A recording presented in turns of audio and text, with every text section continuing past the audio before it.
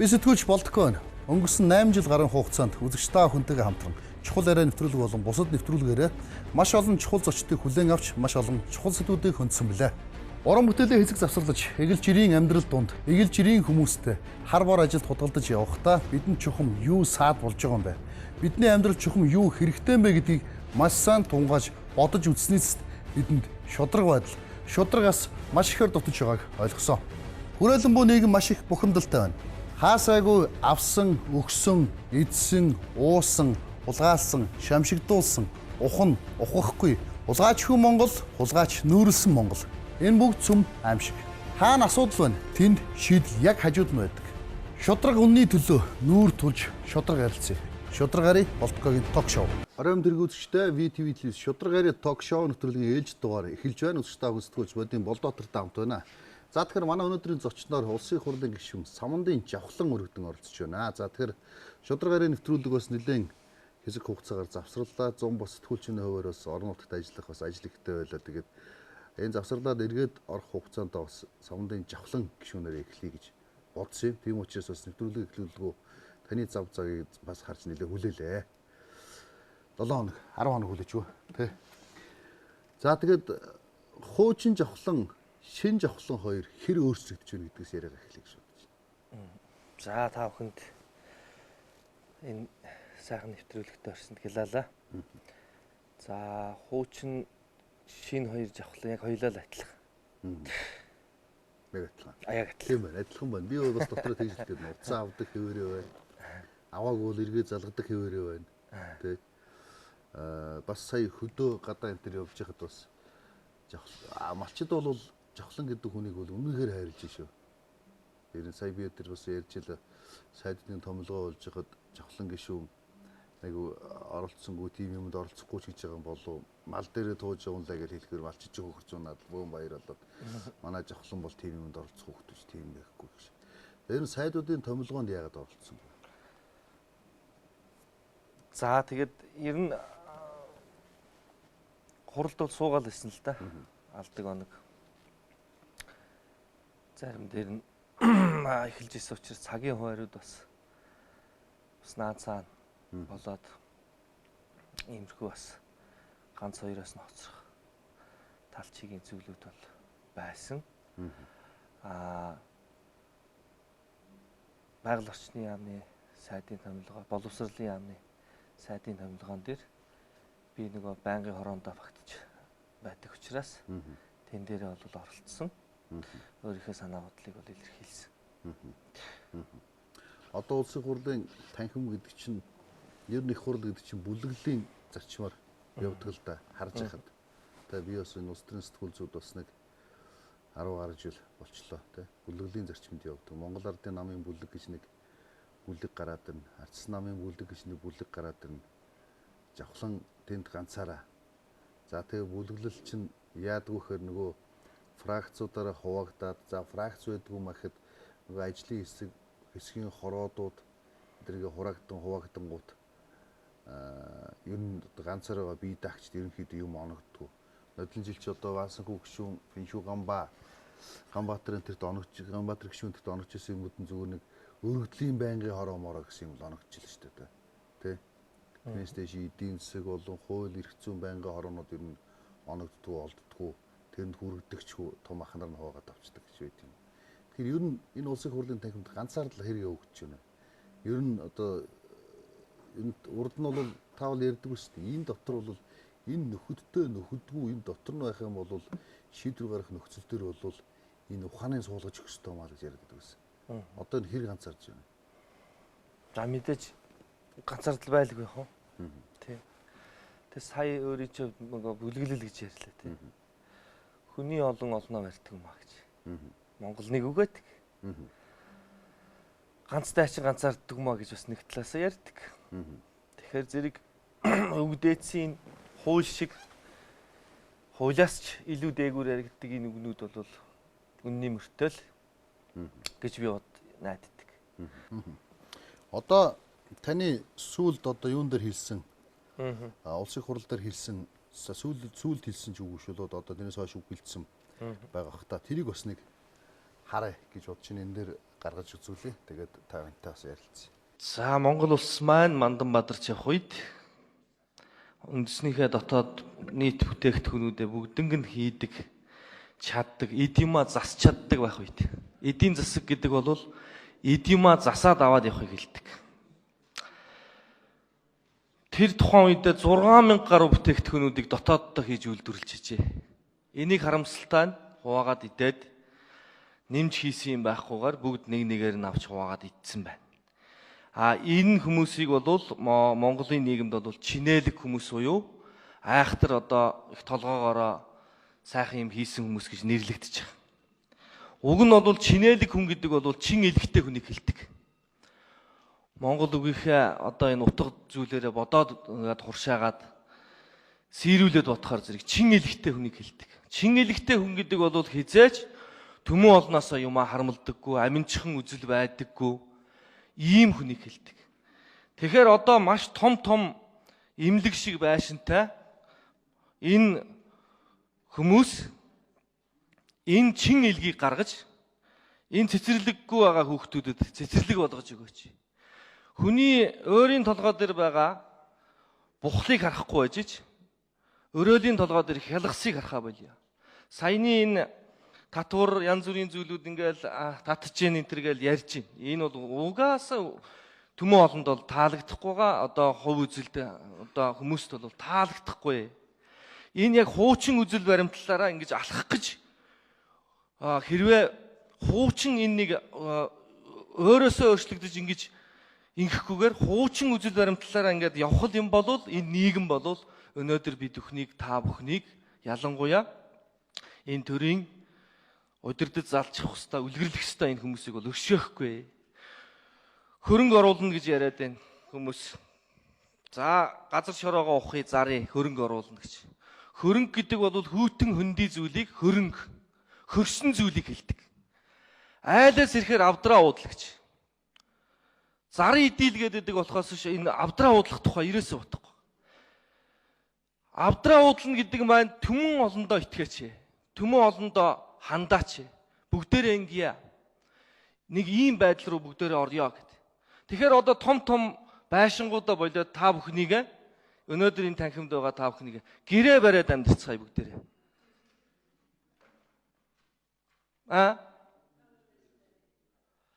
Би бол үлгэрлэхгүй бол өглөөд хэрэггүй гэдэг шиг манай гэрт очиороо хоёлоо очие. Ерөөсөө Монголоо хямралаас гаргах юм бол яг энэ үзэл баримтлаар л явах хэрэгтэй. Энэ бол маш том бодлого. Ингэхгүйгээр бол энэ амьдрал чинь цаашаа явахгүй. Та нар энийг нэг хизээ нэгэн цагт ойлгодог юм байгаа. Ойлгоноо та бүхэн. Бүгдээрээ ингэж үлгэрлжээж ийм болно. Үлгэрлжээж энэ зүйлээс гарна. Тэгэхээр бөмбөр цагаан гэрээ бариад 2 үхрээ саагаад 20 ширхэг 30 ширхэг хонио хариулаад 5 ямаагаа саагаад ингээд амьдрах цаг ирсээ нөхдүүд. Та нарын энэ мэдрэмж өнөөдөр инээж байгаа байж магадгүй. Төмөн олон бол энэ зүйлийг бол мэдэрч байгаа, сайшааж байгаа. За юу. Тэгээ одоо за яах вэ? Асуулт гисэн тийм ээ. Энэ бичлэгийг үзээд улсын хурлын гишүүн хөвсгөлөөс сонгогдсон энэ хамглан гишүүн фэйсбүүк дээр бичсэн байсан. Би Жавхлангийн хэлсэн үгийг ажилласаа тараад гэртээ харьж явах замдаа би санаж агаар хэлж байгаа шүү. Тулж бодлоо тий. Энэ үгэн дотор үг байна. Энэ одоо үнэхээр одоо энэ Жавхлан болоод цаанаа дал дутахтай мундаг үг хэлсэн юм байна тий. Бид нар бол энэ Жавхлангийг одоо инээлдэд өнгөрсөн хүмүүс. Тэгээ инээлдэд өнгөрөх шинийг бодох ёстой байна гэж бичсэн байл л дээ. Би тож удагдаад угаан салахгүй байна гэж хэлсэн байсан. Тэгэхээр та үнэхэрийн гэрт амьдр гэж. Би заримдаа боддог байхгүй. Би Монгол гэрт дуртай. Сая өдөө зунжингийн ажиллаад ирэхдээ үнэхээр хайртай болж ирлээ. Тэ? Бидний орчин чинь нөгөө байранд байсан юу байсан гэд бас салцсан байж л таа. Тэгээд гэхдээ буцаад Улаанбаатар хотод нөгөө нүүрс төлдөг гэртээ байвал ухралт болчих гээд байдаг. Энд ёх тутга байваа та үнэхэрийн гэрт амьдр гэж хэлвүү. Ер нь энэ үгийг яагаад хэлвэ гэдэг өөрөөс нь задлууж тайлбарлавал их хурлын танхим бол 2 минут хугацаатай. За энэ дээр бол би нэг утга санаа гаргасан юм. Одоо имлэг шиг том байшин гэж хэлсэн байгаа. Хүмүүс анзаарсан бол. Имлэг шиг том байшингаа орхиод энд өнөөдөр цэцэрлэггүй байна гэж яриад байгаа мөртлөө өөрийнхөө байшиг хүмүүс харахгүй байгаа байхгүй. Энийг нэг цэцэрлэг совлил болгочвол энэ бас төмөн олонд маань хэрэгтэйтэй гэж сэтгэхгүй байна да. Нөгөө хараа нэгжиг үзэх. Нөгөө амжилт болоод байдаг. Тий. Тэгэхээр энэнийг өөрөөсөө өөрчлөгдөж чадсан хүн л өнөөдөр Монголд манлайлагч, дагуулагч, соён гэгэрүүлэгч ийм зүйлийн түүхийг үзүүлэх гэдэг. Ер нь эдэр үнэн дээр их олон байшин олон машин цуглуулсан, онгоц авцсан хүн хизээс үрчих бол. Хизээ энэ нь хизээ будаг юм нь хохорчих бол. Аль нь яачих бол хэн ирээд шилийг хаглаад ухчих бол гэд. Ингэсээр байгаад эн чинь дэндүү их зовлонтой амьдрал байхгүй. Өөртөө лай хурааж байгаа. Энэ мөнгөтэй болж байгаа. Энэ олон байр машинтай байна гэдэг чинь нэг талдаа бол үүлийн лай байхгүй. Тийм дээ. Зүгээр сайхан бөмбөр цагаан гэртээ сайхан бор шөлөө хуваагаад хоёр өхрөөс аачхаад нэг 5 хоньо миний хүүхдүүдээ гараад хонь ямаагаа эргүүлээрэ гэж хэлж байгаа энэ амьдрал бол хамгийн одоо алдах юмгүй хамгийн дэндүү сэтгэлийн гэгэрэлтэй амьдрал байхгүй. Тэгэхээр зэрэг өвгд айдас маань ингэж энэ дэлхийг одоо байлдан дагуулж эзэлж явах та өөрийнхөө шарилыг хүртэл Египтийн пирамид шиг тийм ээ. Одоо шавар овоолоод тавихгүй байсан. Өвгд айдас маань тэгээгүй шүү дээ. Газрынхаа энэ сайхан хөрш шороон дээр дахиад миний дээр зүлэг ургах гэж бодоод энэ хөрш шороонд л шингэсэн усууд шүү дээ. Дээр нэг ийм тохон чиний чулуу тавиагүй усууд шүү дээ. Тэгэхээр энэний чин ухаан хаана байгаад байгаа юм бэхэр хүн юунаас ч хамааралгүйгээр хинээс ч юу ч гоохгүй амьдрдаг амьдрал чинь л Монгол амьдрал байхгүй. Тэгэхээр зэрэг энэ нэг ийм шунлаг сэтгэхүйхээс салаач гэдэг далд явах дутга явсан нэг талдаа. Нөгөө талдаа бол энэ их том байшин дотор ингээд хөдөлгөөнгүй тийм ээ зургтын удирдлага солиод хөвтөж байгаа маань хүний бие хөшдөг. Монголчууд маань хөгшөрч өгдөггүй хөшж өгдөг гэж үгийг хэлсэн байна. Энэ маш том хууль байгаа. Хөдөлж өгөхгүй хөшиж өгөх нь хөксөж өгөхгүй хөшиж өгөх нь. Тийм ээ. Тэгэхээр зэрэг бүгдээрээ хөдөлмөрлөе л гэдэг санаа хэлсэн байна шүү дээ. Одоо гэр дотор сайхан даарахгүй тулд төлөөгээ аргалаа түүгээд ирж байна. Энэ бол хөдөлмөр. Дахиад малаа алдахгүй тулд морио унаад тойрч байна. Энэ бол хамгийн том одоо залуучуудын ярьдаг фитнес байж байна. Энэ хөдөлгөөн чи ихсэн учраас л одоо хөдөлгөөнөө нэхэд л одоо нэг юм байрны дотор амьсгалчгүй юм давчгүй байрны дотор л төмөр өргөөд л гүгээд сахарын өвчтөй хүн сар морь унахад сахарг болж ийн гэж юу? Тий. Энэ морь унах чинь бүх үеийн булчин ажилдаг шүү дээ. Тэгэхээр эн чинь хамгийн дээд дэлхий дээр байхгүй фитнес яваад шүү дээ. Тийм учраас Монголын өвгдөөс 85-аас одоо 95 нас дундаж наслдаг байсан. Одоо бидний наслал чинь 50-аас 60 болчих. Гэхдээ 70-тай, 80-тай, 90-тэй гэд хүүхдүүд байна шүү дээ. дээ. Аавынхаа 90 насны ой дээр төрсэн хүүхэд гэхээс л мундаг байгаа шүү дээ. Одоо 40-тэй 50-тай гэдэг нэр байв. Одоо гарахаар болох хэмжээнд очиж чад шүү дээ. Гайхаж болчих хөрөө. Тийм. Тэгэхээр зэрэг ер нь үнэндээ бол энэ хөгжил гэдэг чинь бол залхуурлыг л дуудаж байгаа асуудал юм. Юмыг амар хэлбараар амьдрах гэсэн тийм ээ хөнгөн хуумгаа амьдрах гэсэн энэ л амьдрал. Одоо тэгэл төсөөл ий л дээ. За таны төсөөл дөр бодъё. Бүгдээр за Тэтэрэг Улаанбаатарын хонхорд бол багтахгүй. Ийшгээ гачуур тоошоо гараад уулаар дамжаад ийшгээ Багханга Багнуур ийш баг энэ тал руугаа болохоор 22-ын товч хойшоо одоо юу гэдэг цагдаа толгой цаашгаа тэгээд урагшаага одоо Төв аймгаар ингээд бүгдээр нэг Монгол гэр эргээр нэвтгээ сууч хэл та. Энэ бол Монгол хүн ирэх шүүс бүгд Монгол юм чинь чадахгүй гэх юм байхгүй. Зовлонгүй нэг юм болчих واخ. Тэгээд талаараа тойроод суугаад гэрээ вэрээд сууцгаах л тухай ярих гэдэг нь.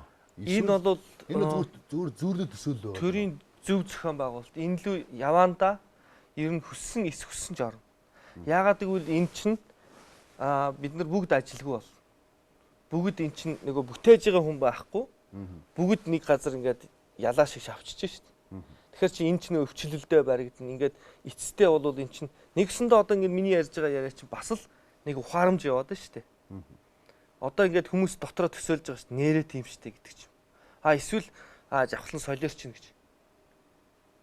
10 жилийн өмнө дээл өмсөж байхад солиор чинь гэсэн хүн өнөөдөр бас дээл өмссөн явж байгаа шүү. Улсын их хурлд бол одоо бас нэг тодорхой шалгууртай хүмүүс байх нь зүйтэй болов уу гэж би боддоо шүү дээ. Чи тэр шалгууртанд тэнцэж чинь гэж үү? Энэ бол сандал суудлын төлөөх тэмцэлтэй биш шүү дээ. Яагаад? Эх орныхоо төлөө юу хийж чадах хэвээр бодол ухаанаа л хүн хуваалцах хэрэгтэй шүү дээ. Улсын их хурл гэдэг чинь хууль тогтоох дээд байгууллага эрх мэдэлтэй эдэлд оролцсон тэрийг хийн гэж би ойлгоод байгаа шүү дээ. Үгүй юу? Энийг бол зүгээр эрх мэдэл гэж хүмүүс хараад байгаа болохоос ажил гэж харахгүй байгаа байхгүй. Тэгэхээр миний хувьд бол ажил гэж харсан. Та ингээд хүлээ авалт Монголд руу одоо ингээд дээлтэйг л очих уу? Би хаач явсан дээлтэйг л очив. Одоо ингээд ерөөсөө юм Европ хувцас өмсөхгүй. Сайхан дээлтэйг аа? Чи ямар машин унжин одоо? Оо янз янз. Өгшин тэр янз янз машинаас өгшөө юу гоо машинуудаас наашаа. Тэг өгшин чам морь өгье. Тэг морио унаад яв. Тэг. Энэ техник дэвшил энэ сайхан юм чи бүгдийг нүгсгээд монголоор амьдрил гэж байгаа юм бол морио унаад яв. Тий. Цохолын дууч гэж ярьдیں۔ Нийтийн тур гэж ярьдیں۔ Би чи сүүлдээ чи яаж ялхаж мэдхээ байсан. Рок попын бол хөдөөний тэнгүүд л гэдэг гэсэн чи та нарыг. Үнэн биз дээ. Сонгуулаар телевизүү чиний нэвтрүүлгийг гаргахгүйсэн. Гэхдээ тэгэл солонгос кино дүүрэн гарч байгаа мөртлөө нэг ч удаа тэгэл гаргадгүй юм биш шүү дээ. Очоод ярьцлаагүй гэхээр үү? Тий. Тэр чи мөнгөний төлөөд явуулахгүйсэн сонгуулийн чи. Би нэгдүгээрт мөнгө байсан ч төлөхгүй. Яа тэр чинь сонгуулийн сурталчилгааны ажил юм чи. Аа. Чи ороод сонгуулийнхаа тухай мөрийн хөтөлбөрийнхаа талаар ярина шүү дээ. Тий. Ер нь цаашдаа бол энэ сонгуул бол тийм мөнгө төлж мөнгөөрөө бярлгсан хүмүүс гардаг биш. Ухаан ярьж тий. Яг өөрийнхөө байж чадсан хүмүүс л гарах хэвээр тийм боломж. Би чамаг чи яг л одоо Гитаас ч юм уу Америкээс ч юм уу авч ирсэн хувцас өмссөн юм чи англиараа л яар. Одоо эсвэл Гитаараа л яар гэж би чамаг тулгаад байгаа юм шиг л болчиход байгаа байхгүй. Хоёулаа энэ бичлэгийг хэдэн жилийн дараа? 20 жилийн дараа. За 15 жилийн дараа. Яг хоёр хувилж хадгалж яагаад тийм ээ. Ингээд үзэхэд байдал арай л өөр болсон байх хаа. Тэгэхээр зэрэг энэ хүний мэдрэмж гэдэг чинь хүн хэлэхээс нааш цаас чичгээс нааш гэж. Энийг бол маш олон давтамжтай ярин авахлаа. Яагаад гэвэл худлуугийг 1000 удаа ярихаар үнэн болж байна. Тэгэхээр үнэн үгийг 1000 удаа ярихаар юу болохыг харъя л да. Энэ ухаарл болох нь уу? Таны энэ их хурл дээр хэлсэн үгс осоо тухайн үед би бодож илээд одоо та мэдж байгаа би болдгоогийн цэцэрлэг гэл те ядуу хөлт цэцэрлэг байгуулах гал явсан. Аянда хүмүүс намайг одоо юу гэдэг хандваар амьдарч чинь одоо өөрчн юу гэдгийг ханд цуглууллаа инээ дэргээ хараагаад эхлэхээр болцсон бэ. Одоо цэцэрлэг мөн сангуучлалт байхгүй зогсож байна. Юу гэдэг би сангуучлалт яаж болохоо мэдгүй ингээд яс тал тал тийшээ яриад хөөцөлтөл гүгэл юм л да. Сангуучлалт байхгүй ажил мөн дуусаагүй зогссон бай. Гэтэл тэнд нэг хүн дансандаа одоо юу гэдэг тэдэн сая доллар би мартчихжээ гэд байгаа. Гэтэл энд нөгөөх нэг 10-20 сая дээр 10 сая дээр үйл болчих واخ тий. Гэтэл тэнд нөгөө нэг нөхөр нь болохоор хөрөнгө орлогын мэдүүлэн тэдэн тэрбумын өмчтэй тэдэн байшинтай гэж байгаад. Хүний хөрөнгөч хугацааг хорихгүйг үлдээ. Яг таны төрөний тэр хурал дээр хилжсэн шиг ийшээгаа л гэсэн нэг жаахан сэтгэл юм уу? Болохгүй байгаа хэсэг рүү хөрөнгөө өг гэж хэлээгүй шүү дээ. Ямар нөгөө ойрын дооны хөрөнгө байх гэж байгаа шүү дээ. Гэхдээ л бусдыг гэсэн жаахан сэтгэлтэй л үйл болчмоор санагдал. Дор дорнол болчмоор санагдал байдаг тий. Энэ манай Монгол айлуучин гэртээ суучаад саагалтын тэдний тийм болсон гэнэ айлын саагалт ядаж нэг айл нүгөөдөр чинь ааруул очоод гэрийг бариад дангалаа цай аваад нүгээрээ гээд гэрийг барилцаад өгнө. Ийм сэтгэлгээл дутаад ах шиг санагдсан тий. Таны хэлжсэн үг бол оройр орсон үнэхээр. Тий. Ер нь тухайн үед намайг хэлэхэд бол бүгд хөхрөлдөж л дээ. Инээж л тэнд байсан улсууд. Тэгэхэд би бол үлгэрлэхгүй бол үлээд хэрэггүй гэж ер нь бол хар баг ахуй наснаас оюутан болоод эрэхтэй хүрт гэртээ байсан. За тэгээд би байшинд байж үтсээ. Маш олон байшин олон өрөөтэй байшинд. Тэгэхээр тэр бол амьдрал биш юм байна гэдгийг би үнэхээр бас хитрхи баг залуу наснда мэдэрсэн юм болов. Ингээд би буцаад гэртээ гарсан. Одоо гэртээ байдаг. Хөдөлмөрлөөд ер нь залхуу хүнд бол аимшигын хэцүү санагдах байх. Байн хөдлөөд ингээд энэ одоо эс цусаа шатаагаад ингээд залхуугүй хүнд бол эн чинь жаргалын том бомбын орон байхгүй өргөө. Залхуу хүнд бол бүр том болчихлоо. Тий. Тэгэхээр нөгөө нэг хүмүүс чинь энэ юунаасаа нэг нэлээд салцсан болохоор зэрэг салцсан. Хүн чинь ийм хүчрэхгүй шүү дээ. Ийм их дасамхаа байхгүй да. Юмд их амар. Энэ нарт дэлхий дээр хамгийн юмд дасан зохицох чадвартай одоо амьд бодгаал бол хүн байхгүй. Хүн энэ зүйлийг залхуурлаггүйгээр юу руу шатааж чадсан хүн ерөөсөө юунд ч дасаад зохицоод явдаг. Хүн залхуурал байвал улам л хөрөөл, хөшөөл, хойрог болоод ингээд идэг. Ийм л зүйл юм байгаа. Тэгэхээр зэрэг саяны ойрын чинь ярьдаг зүйл байна л да. Нэг дансандаа их юм хураачхаад.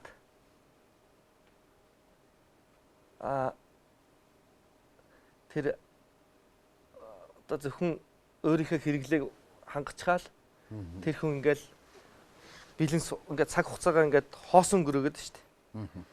Тэгэхээр эн чинь хорвоо ертөнцийн буцаагаад одоо энэ хорвоогоос буцахад хүн магадгүй энэ далд ертөнц ч юм уу оюун санаа чинь буцаад энэ бие энэ хорвоо ертөнцтэй тушааж өгөөд өвөг дээдс дээр очино да. Тэгээд аав ээж өвөг дээдс элен суланц дээр очиод чи энэ хорвоо дээр юу бүтээгээд ирвэ хүний биеийг олж төрснөрөө гэж асуувал би баахан мөнгө цуглуулж ягаад тэрнийг хадгаламжтай үлдээчихэд ирлээ гэвэл тэр хүнийг тэр түүх бүтээснэг үү гэдэг чих сонирн байхгүй. Дээр очтон баян байсан уу ядуу байсан уу ялаа. Тэрийг авч явахгүй шүү дээ гол. За хүүхдүүд нь арталт нь тэрнийг нь идэж уугаад ястаа нэг бүгд нөгөө залхуу усууд үлдээсэн юм чинь.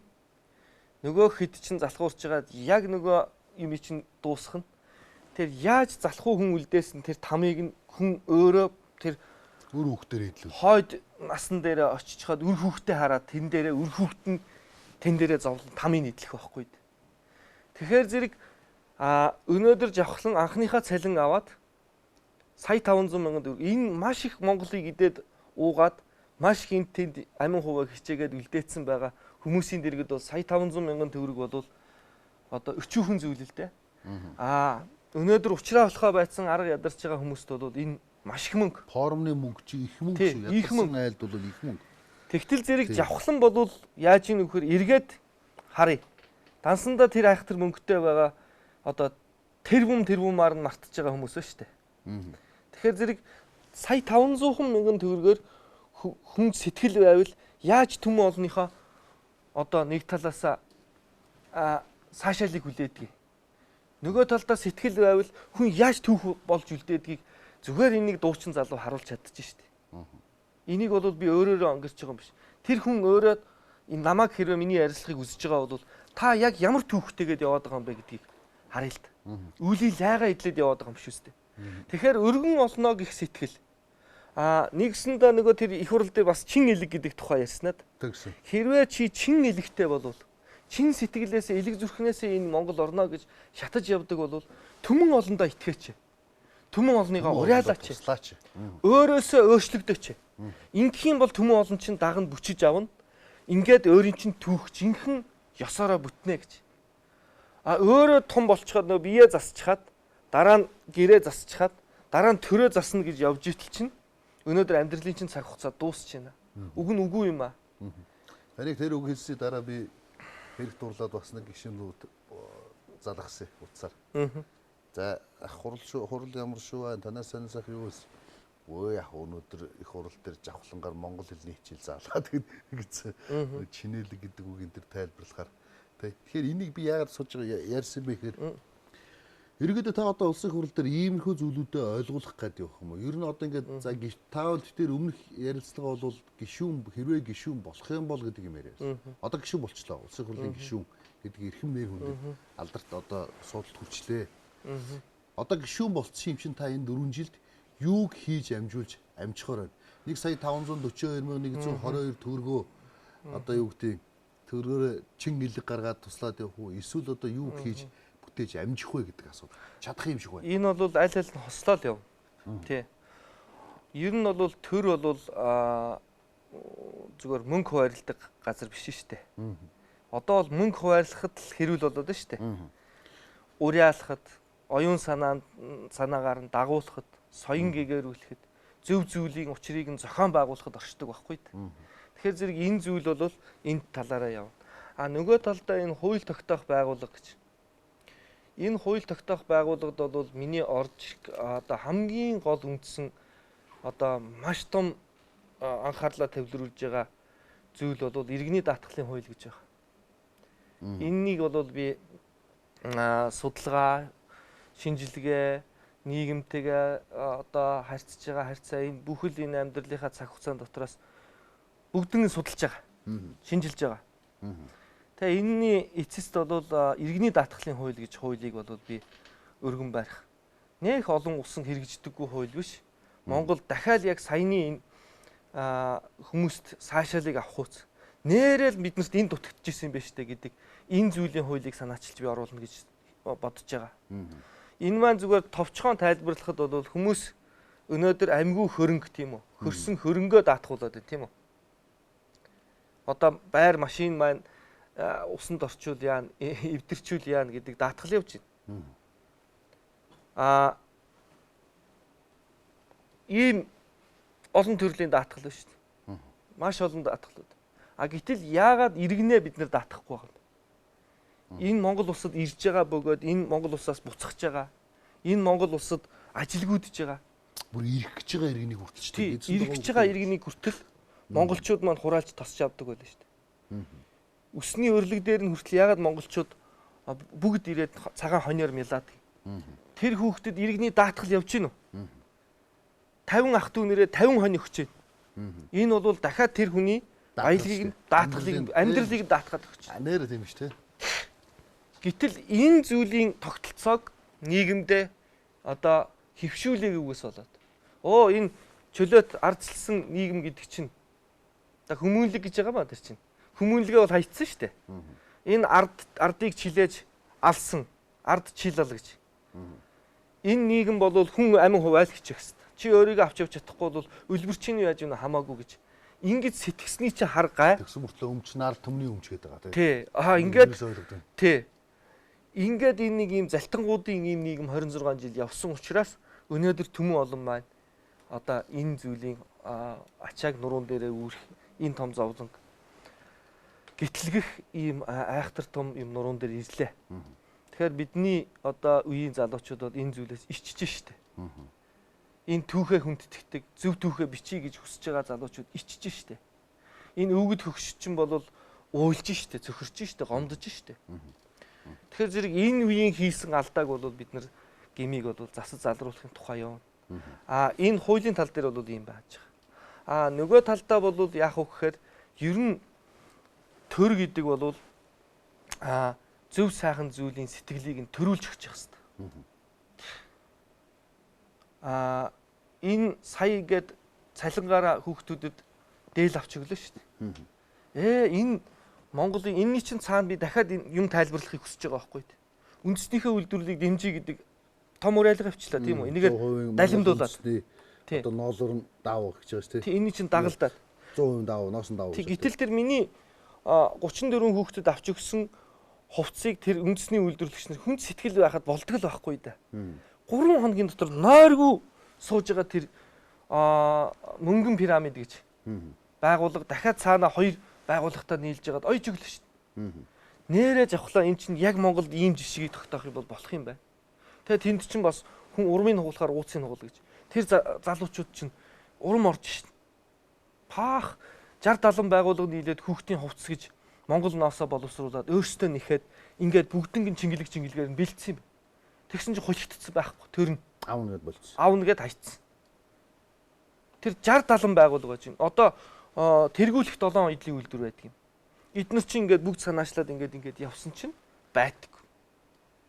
Гэтэл нөгөө нэг одоо ижил төстэй бүтээгдэхүүнүүдийг хилээр манайхан чинь үндэсний үйлдвэрээр дэмжихийн тулд хааж бас эний чинь бас нэг төр одоо өөрийнхөө энэ төр нь өөрөө дотоод үйлдвэр хамгаалж дотоод хөл дээрээ зогсох тийм энэ зөв эргэлтийг бий болгох юм хааж өгчих ёстой байтал яг ингээд нөгөө нэг баахан ченжүүд исцэн юм чинь тэр чинь нэг ийм одоо энэ нэг хуванцар хаягдлаар хийгээд нэхэд будаг оруулсан хувцсыг Монголынхаа зах зээл рүү оруулсан. Ченжүүд хууль батхад хүртэл оролцож чадчихна гэдэг байна. Манад. Тэгтэл энэ хувцсыг нь эндүүдэд Монголын хооч үедээ бид нар ийм өмсгөж штэ. Одоо ингээд хувцсыг эндүүдэхэр зэрэг тэрнээс нь муухай нөгөө юм хуванцрын үнэр гарч штэ. Ийм юм өмсгчгээд бид нар хооч үеэ өмсгчгээд тийм үү? Яаж Монголын нэг хизээ нэгэн цагт өвгдөөц гэж дуудагдана да бид нар. Тэг яаж бид нар ямар нүрээр энэ хүүхдүүдэд өвгөн болчиход хаа нэг хятадын хувцсараар урд хөршийн хувцсараар хийсэн ийм юмнуудыг л өмсч өслөө дөө гэдэг түүх үлдвэл тэд хооч үе маань биднэрт гомдох уу. Гэтэл энэ хоньны ноос үнэгүй байл гэж байна. Арьсаа хаяал байна гэж. Яагаад өнөөдөр энэ хүүхдүүдтэй зөв үлгэр дуурайлыг бий болгож өгч болохгүй гэж. Одоо Монгол дээлийг нэвсгэрэл гин баах биеинд дараатал гин хамгийн хөнгөн хөдөлгөөнтэй энэ Монгол өмд юу ч хамгийн бие чөлөөтэй хувцсан шүү дээ. Яагаад энэсээ зүхтаад байгаа юм бэ? Одоо энэ их урт хормоотой хийгээд өмсчихэр чинь зэрэг нэг урт хормоо хөл ороо урт хэл хүзүү ороо гэдэг үг байдаг шүү дээ. Яг энэ чинь богинохон энэ хийгээд өмсөлт. Бидээ одоо чөлөөтэйгээр хийгээд өмсөлт. Яагаад энэ зүйлийг ингээд бид нар санаачилж хийж болдог. 10 жилийнхээ хүүхдүүдэд саяны ингээд энэ өөрөө өөртөө юмаа хийя гэдэг энэ уриалга чинь цаашлаад юу ярьж ийн вөхөр энийгээс чинь би далимдуулаад олон юм хэлээд авч байгаа байхгүй. Яагаад 10 жилийн хүүхдүүдийн 100 төгрөгийн нэхийг хөдөлмөрийнхээ хичээл дээр бүгдээрээ илдэж болдоггүй. Энийгээрээ яагаад одоо цүнх тийм ээ дэвтрээ хийгээд үүрээд Монгол хоньныхаа ноосыг бэли хийгээд нэг малгай хийгээд өмсөд бид нар энэ өвлийг давж болтоггүй. Сурчулдаггүй. Яагаад энэний учир юу байгаа? Эн чинь зохион байгуулалт хэрэгтэй байхгүй. Энийг бол одоо боловсролын яам зүгээр хабгээс шүүрээд авчих хэрэгтэй байхгүй. Боловсролын яамд улсын хурлын гишүүн хөвөр саналаа хөргүүлсэн. Тэгэхээр энэ зүйл бол зөвхөн бичиг цаасаар бишээ. Ухаан сэтгэл мэдрэлтэй бол энэ зүйл нийгэмдээ болж байгаа сайн сайхан зүйлийг энэ төрчин өөрөө сайн сэтгэл төрсөн бол шүүрээл авах хэрэгтэй. Энэ одоо бичиг цаасаар ингээд уушлаарай. Бичиг цаасаар ингээд энэ явдаг юм чинь заавал нэг бичиг өгчээж тийм ээ. За энэний чинь хариуг 14 хоногийн дотор өгье. Энэ чинь амьдралын цаг хугацаа яваад шүү дээ.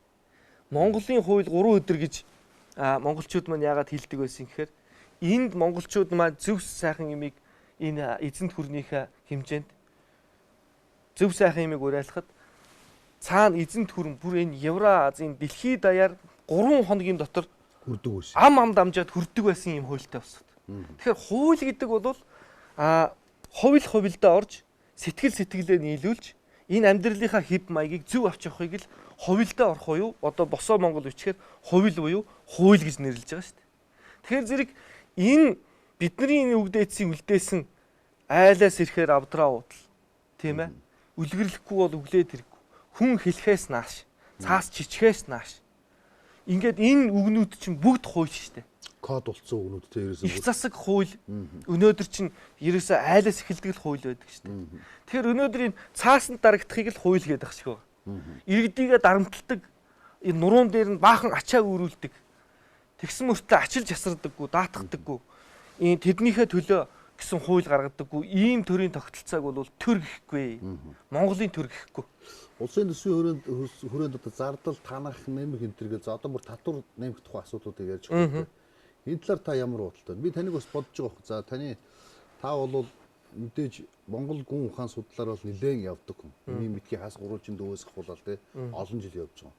Гэхдээ таны судалдаг Монгол гүн ухаан чинь өөрөө буцаад өнөөдрийн улсын төсвийн эдийн засаг болон хууль батлах шинжилгээ ажлуудтай холбогдох уугүй юу? Тэнд оюун санаа буюу таны боловсрол мэдлэгч нь одоо хэр таарах бол тийм учраас одоо татвар нэмэх, зардал нэмэх танах тухай асуудлуудыг ярьж байгаа үед та ямар шүү байдалд оролцож байгаа вэ? Ер нь бол өвгдөөц маань амьдралын хар ухаантай хүнийг л чухалчилдаг байсан. Ажилсаг хөдөлмөрч хүнийг чухалчилдаг байсан. Би тэгэхээр өвгдөөцийнхээ энэ алтан зарчмыг л барьж өөрийнхөө энэ амьдралыг цус эсээ шатааж явахыг хүсдэг хүн. Боловсралтай хүн гэж юу хэлээд байгаа? Эцсийн дүндээ бол Монгол ёс заншлаасаа урвсан харийн зүйлийг зөв гэж бодож тооцдог. Харийн хууль тэнд байгаа зүйл хөрөнгөтний одоо нийгэм их сайхан байна гэж. Бид нар өнөөдөр хөрөнгө чинээгүй байж нөгөө хэрэг галууг дуурайж хөлөө хуглав гэж тэр хүмүүсийн байгаа амьдралын хэв маягийг дуурайж энд Монгол алдах юм шаардлага. Хувьсах зардал мардал энэ ярьж байгаа сухбат жавхлаа юу ойлгох вэ гэсэн юм байна. За ер нь за би наад руу чинь тайлбарлаад орох гэж байна. За товчлие тийм ээ. Тэгэхээр зэрэг юу юм гэхээр зэрэг өнөөдөр төмөн олон ч ойлгодог. өөрөө ч уншаа тэрэндээ төөрчихсөн ойлгодоггүй. Ийм зүйлийг чинь хууль тогтоомж одоо гэж хэлж нэрлэж болох уу гэдэг асуудал. Тэгэхээр энэ нийгэм чинь тэр чигээрээ ирэх хэвээр цаг болчиход байна. Одоо хүлээж авах болчиход байна шүү дээ нийгэм чинь. Болоо чи зүгээр цаашаа. Чи өөрөөсөө өөрчлөгч чадахгүй бол цаашаа бол. Яв өгсөн хаашаараа чи юу юм чи гэж хэлчих гээд байна шүү дээ. Тэгэхээр зэрэг энээс гарцыг би хэлж өгöd байгаа байхгүй да. Та өөрөөсөө эхлээд өөрчлөгччихөө гэж. За өнөөдөр бол татвар гэж үг байна.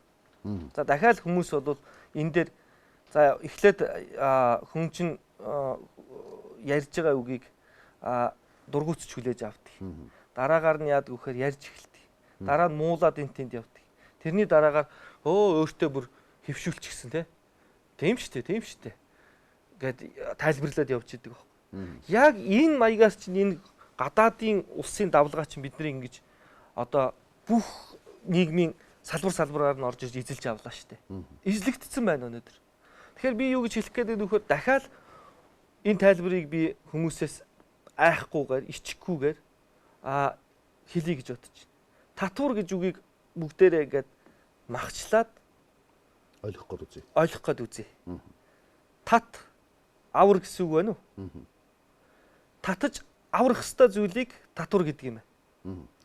Нэгсэндээ нийгэм дотор зөв болоод хөл дээрээ зөв одоо нэгсэндээ Эцэг хаан байвал татвараа авчаад ард түмнээ тэргөөрөө үндсэндээ бол болохгүй болж байгаа газраас нь болохгүй байгаа газруудууд болж байгаа газраас нь татаад болохгүй байгаа газрыг нь аврахыг тат авар гэж хэлж байгаа байхгүй. Одоо бол төлөх өхүүл гэдэг зарчмаар хүмүүсийн нуруунд дээр ачаа үүрч. Одоо би янцглахыг би янцглая. Юу үүрхийн чи үүр гэдэг шиг тэр татвар нэмнэ гэдэг нэ да. Хүний одоо миний тэр их хурл дээр хэлсэн үгэн дээр байгаа. Хүний толгой дээр байгаа өөрийн толгой дээрх бухлыг харахгүйж хүний толгой дээрх бус өрөөлийн толгой төмөн олонныхоо толгой дээр байгаа хялгасыг харав гэж. Өөрөөсөө өөрчлөгдөөгүй байж ич өнөөдөр өрөөл бусдаасаа тэд нар ямар гим хийсэн. Яг энэ нийгмийг өөрсдөө л тарьсан шүү дээ. Тэр олон халамж энэ бүх зүйлүүдийг өөрсдөө л хийсэн шүү дээ. Тэгэхээр энэ л айгаа бас булан дахиад төмөн олонний нуруунд дээр өрүүлж татаж аврах бус түлхэж өхүүлэх би өхөөр чи өх гэдэг энэ зарчим руу явж байгааг бол би шүмжлэлтэй хандна. Одоо татвар нэгнгүүт жишээлбэл компаниуд зарлаа танахын тулд буцаагаал хүнээ хаалж эхлэх гэж. Дахиад. Тий. Тэгэхээр энэ олон ажилгүйчүүд хаачих юм. Бөмбөр цагаан гэрээ бариад тийм ээ энийг л зохион байгуулад өгчөд бол бид нар хямралаас амархаа гарчих. Түмэн олондоо энийг ухааруулаад хоёр хөр 20 ямаагаа чирээд тий. Одоо тэр хараа урд нийгэмд одоо изм, социализм, коммунизм гэж одоо измийн үед тийм ээ. Ажилчин анги маань 110 мянган орчим байж тэд нар Монголдо бүх зүйлүүдийг хийж бүтээж бүх энэ бүтээн байгуулалтуудыг хийж байж. Сэтгэл хангалуун ажилгүйдэл одоо тэг ажилгүйдэл байхгүй Монголд. Хуучин улбаагаа аваад хараад үзье. Өнөөдрийн хувьд 300-аас 1000 махалтай айл бол дэндүүх маландаа хүч хөрөхгүй хоёр хөгшин нэг амны ганц хөвгттэйгээ л үлдсэн л байна. Хөдөө бол залуучууд алах. Тэгэхээр зэрэг өнөөдөр яа олон аймагт олон сумаар тойрж үзлээ. Залуучууд 90 алах. Тий. Өнөөдөр ба штэ энэ их олон ажилгүйдлийг урд нийгэмд бол яаж арилгаж байсан бэ? Яаж зөв хуваарлж зохион байгуулж урайлан дуудаж исэн бэ гэхээр зэрэг илгээлтийн эзэд гэдэг. Буцаагаад явуулсан. Залуу малчин гэдэг.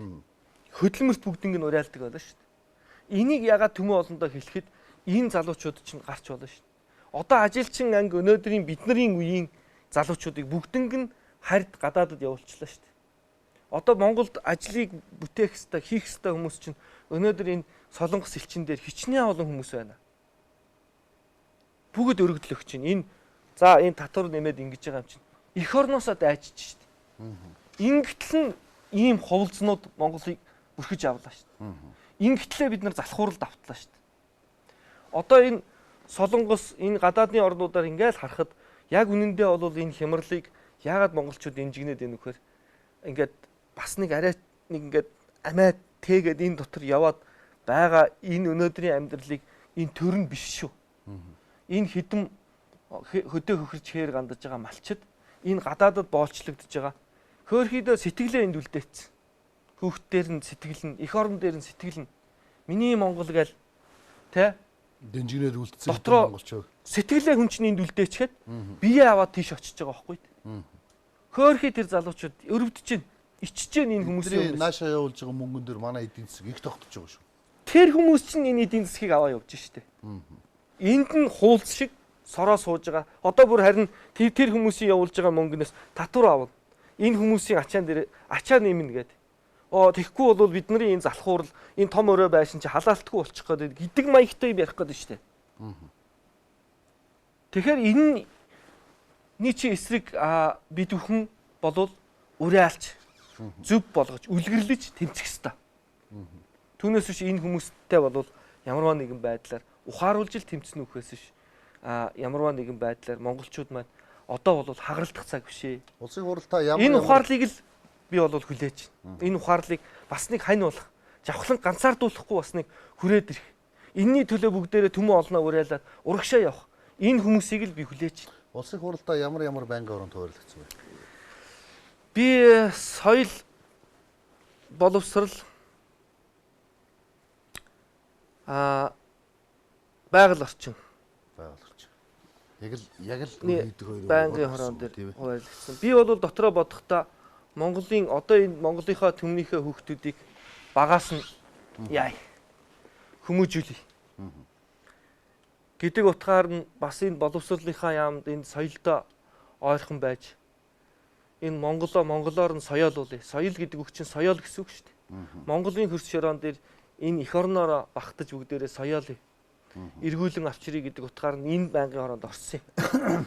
Байгаль орчин гэдэг бол одоо энэ мал ахуй руугаа монголчууд маань хөдөлмөрлүүгөө ороод эхлэхээр зэрэг энэ их сэгэлсэн, зарсан энэ зүйлээ бид сэргээх. Энэ их тайрсан, гомдоосон энэ уулс хайрхнаа гомдоосон энэ зүйлүүдийг буцаагаад авч явах ийм аянд мордно. Тэгэхэд бол бас энэ байгаль орчноо бид нар эргэлж сэргээж одоо муухай амьдрсныхаа төлөө өршөөл гуйх асуудал гарна. Тийм учраас энэ лүгээ би бол төлхөө ажиллая гэсэн бодолтой энэ хоёр руу орсон юм.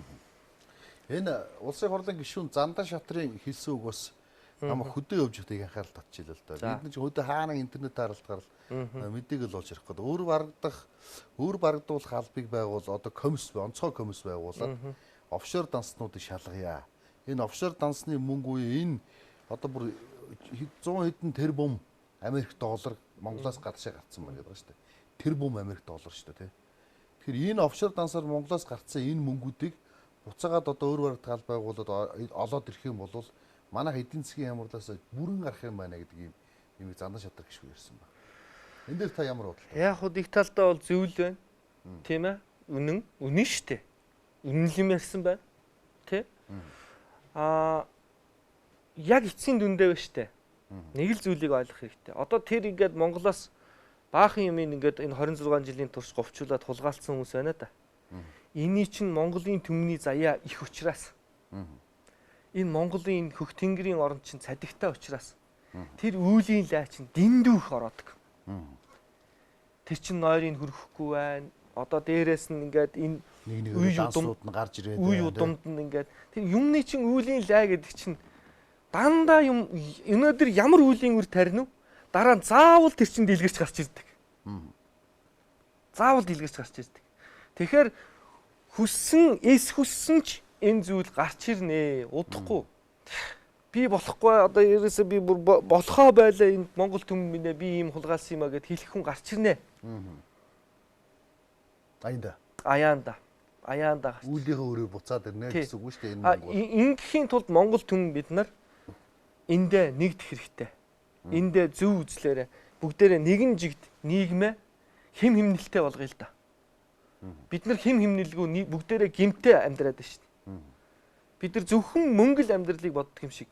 Мөнгийг хүн төрлөختөн бид нар хүн төрлөختөн өөрсдөө бүтээчихэд мөнгөндөө өнөөдөр захирагдчихад байна шүү дээ.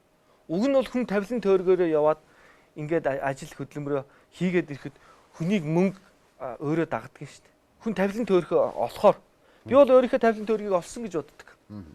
Яадгүй вэхээр би өөрийнхөө авьяас чадлыг өнгө оруулж сайхан эрдэм мэдлэгтэй багш, сайхан буурлуудынхаа хүчинд би бол өөрийнхөө тавилан тойргийг аав ээжийнхээ зааж хэлсэн захиас сургамжаар би бас нэг олсон гэж боддог. Би ер нь нэг хэдэн удаагийн тохиолдолд бол хүмүүст одоо очиж дуулахгүй гэсэн газараа бол өндөр босго тавьж өндөр үн хэлж исэн болохоос биш жавхлан хизээч мөнгө олохын төлөө дуулж байгаагүй шүү. Яг эргээд харахад сониг сонсогч байна. Жавхлан мөнгө олохын тухайд хизээч дуулж байгаагүй. Жавхлан болвол түмэн олондоо яаж сэтгэл зүрхэнд нь хүртэл сайхан дуу дуулж өгье даа гэж бодсон. Энэний араас сайхан дуу дуулсны чинь араас түмэн олон жавхлан минь баярлалаа чамд ийм дуу дуулсан. Чи нэг миний хүүхдийг ирээд өрөөгөөд өгөөч гэж. Гэдэг маягтаа одоо нэг 10 жилийн өмнө бол маш их олон одоо урилга зарлагыг авдаг байсан би. Тэгэхээр зэрэг энэ дээрээс юу харагдаж байна вэ гэхээр хүн тавилан тойрогийнхаа заяаг олоод энэ ажилдаа өдөр болгон сэтгэл хангалуун явахаар зэрэг араас чинь энэ цаасан мөнгөөр дагдаг юм аа. Тий. Одоо бол залуучуудад би хэлж хадж хэлэх гээд. Чи ууралж битий ажил хийлт. Битий өөрийнхөө энэ эдисийг шатааж зовж битий ажил хийлт.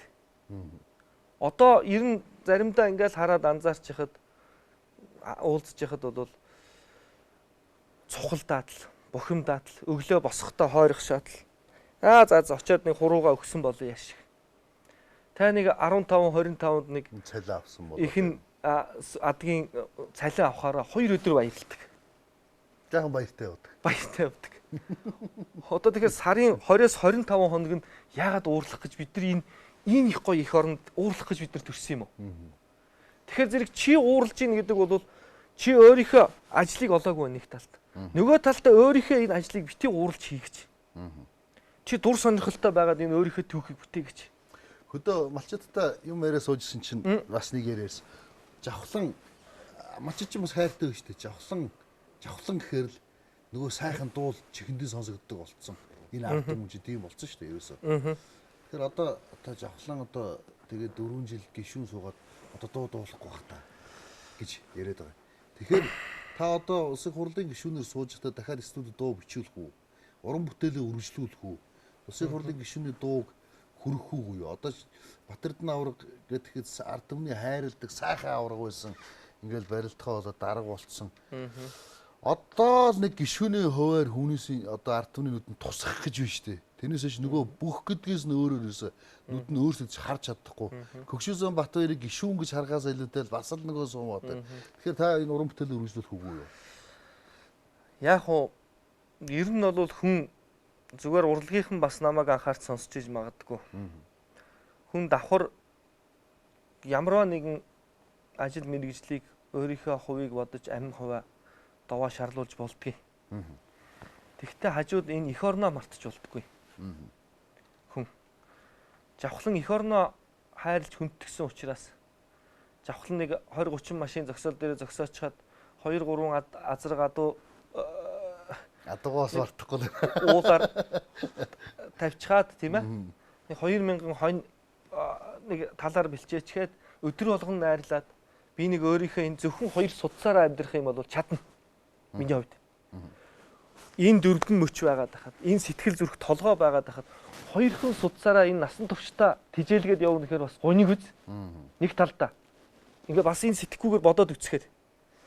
2 хүн судсаараа хүн тижээлгээд явна гэдэг бол бусд нь яах вэ? Залхуураа сууж явах юм уу? Энэ дуулчдгийг тэгээд болоо.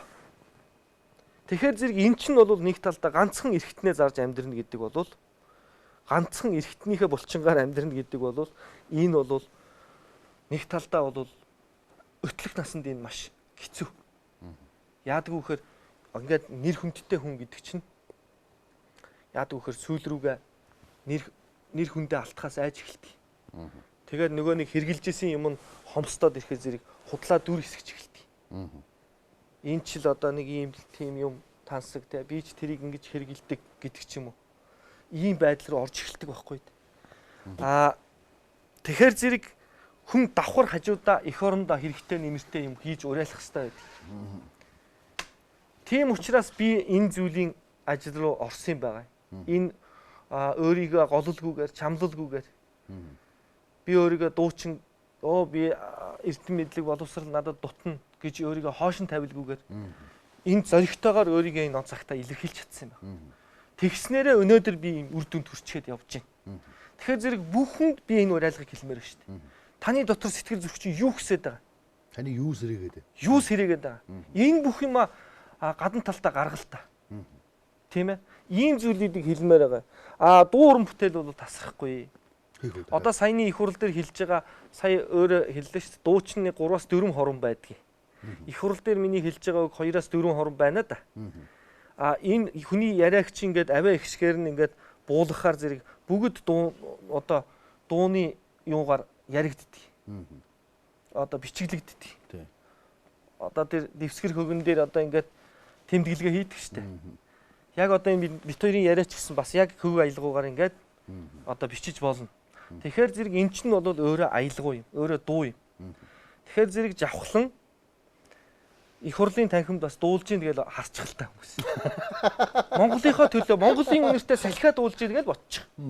Монгол гэрээ одоо тэр Монгол гэрийн тухайд ярьлаа шүү дээ. Энийг Монгол гэрээ магтан дуулж ийн л гэж харчих.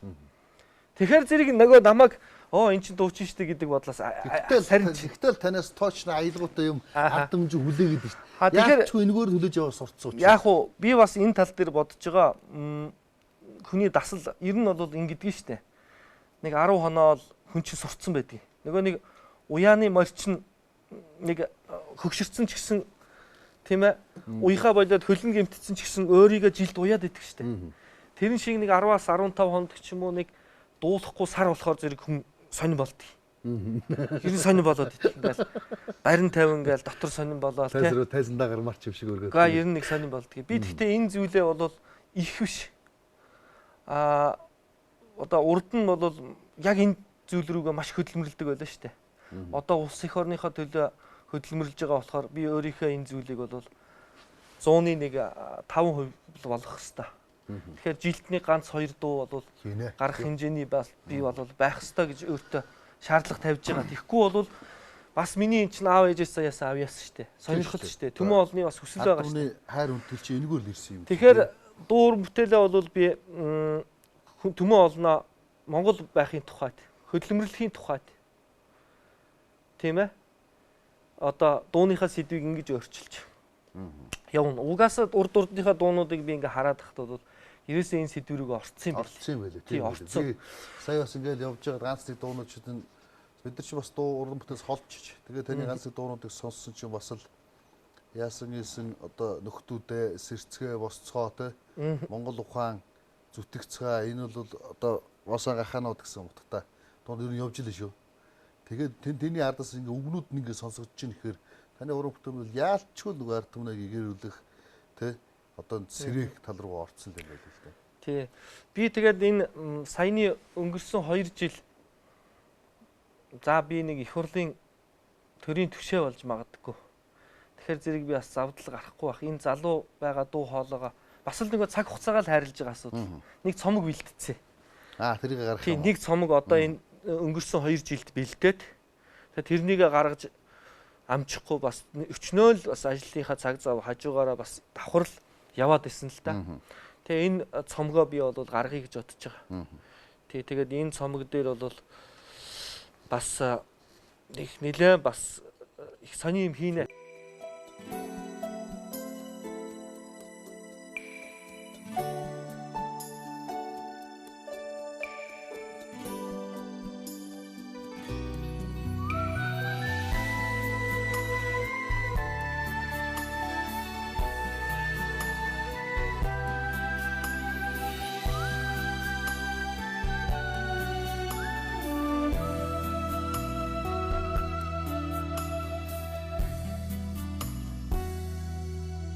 Хорийлхаад минь давхаад ирдэг агт сайхан хөлбүүдний гонихаад минь аргадан гангнах түн шуудтай нуурми дуулахад минь ноён сурсаад тогтдоггүй нутагмэ Харсаад минь элгэн тэлэн санаагдах авэчэни Хүн заяаны алтан гэлхэд амьдралмэ Хүрэн зүрхнээс шатгаж дүрлсэн цэл задуухан нас минь Ойнхад минь гараас хөтлөх гал халуухан хурлангами ганцаардахад минь хажууд түшиг хайрын бүвэ хань минь хазахад минь өргөд түшдэг андолон нөхөдмэ Альтрахад минь хошуу царвар эгэл боргөлхөн эгч дүүсмэ Хүн заяаны алтан хэлхэд амьдралмэ Хүрэн зүрхнээс шатж дүрлсэн цэл залуухан нас минь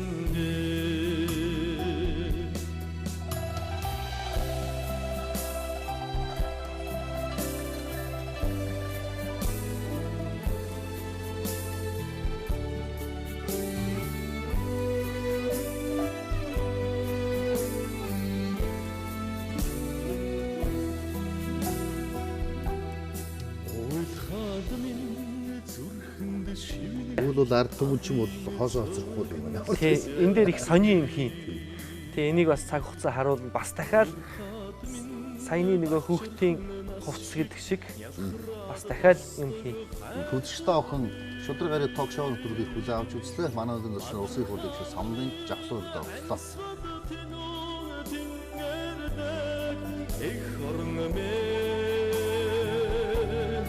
Ахтхад минь сэтгэн дүүрэ мандч явдаг Монгол минь Хүн заяаны алтан хэлгээд амьдралмэ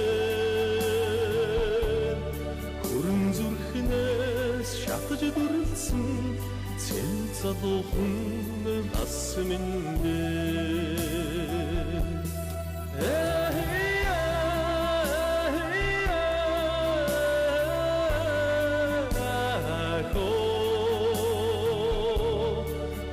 Сүрхнээс шатж дүрлсэн цэл залуухан нас минь